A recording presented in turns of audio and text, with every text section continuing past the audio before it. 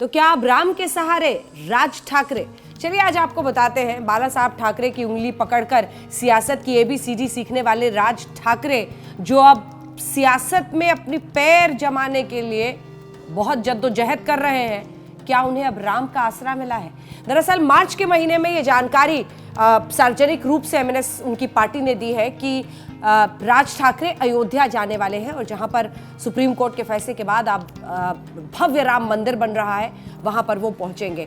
तो ये मायने इसके सियासी निकाले जा रहे हैं कि आखिर राज ठाकरे वहां पर क्यों जा रहे हैं, और अगर जा ही रहे हैं तो सार्वजनिक रूप से इतना इसका प्रचार उनकी पार्टी आखिर महाराष्ट्र नवनिर्माण सेना क्यों कर रही है? वो इसलिए क्योंकि महाराष्ट्र में उद्धव ठाकरे की सरकार है इस वक्त, और उद्धव ठाकरे ने ये सरकार कांग्रेस और एनसीपी के साथ बनाई है, और कांग्रेस और एनसीपी धर्मनिरपेक्ष राजनीति में विश्वास रखते हैं। सेक्युलर वर्ड उन्होंने कॉमन मिनिमम प्रोग्राम में भी डाल दिया है। इसी वजह से जो हिंदुत्ववादी एक छवि थी, उससे उद्धव ठाकरे और उनकी पार्टी शिवसेना जरा दूर हो गई है।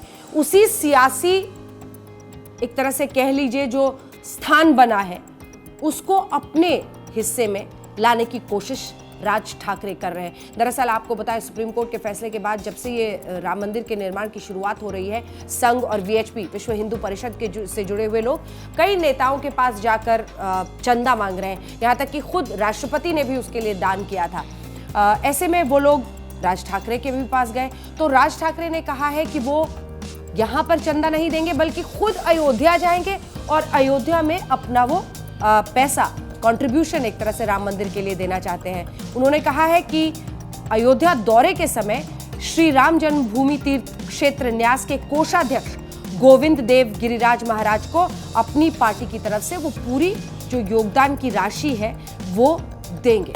शिवसेना और बीजेपी ने 2019 के विधानसभा चुनाव में ही एक तरह से वो अलग हो गए थे, जिसके बाद से उनका साथ टूटा, और हिंदुत्ववादी छवि के लिए महाराष्ट्र में अगर आप देखें तो शिवसेना उस तरह से उसको नहीं भुना पाई।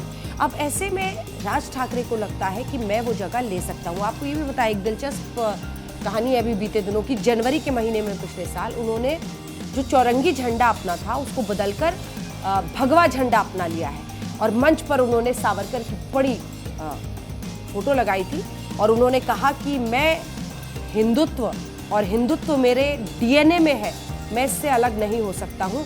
तो एक अपने आप को कम से कम डिफाइन और रिक्रिएट करने की कोशिश है उनकी, क्योंकि बहुत कुछ वो कर नहीं पा रहे हैं। जो मराठी मानुष वाली जो उनकी छवि बन गई थी, उसमें वो जकड़ कर रह गए, और उस तरह का ना उनकी परफॉर्मेंस रही। जो उनके बोलने की धार है, उसके बनिस्पत आप देखें तो उन्होंने बहुत कुछ अचीव नहीं किया है। शायद इस हिंदुत्ववादी छवि के जरिए वो नए सिरे से अपनी राजनीति को संवारने की कोशिश अब महाराष्ट्र में करना चाहते हैं, और इसीलिए ये अयोध्या दौरा, और इसीलिए राम सहारे राज ठाकरे।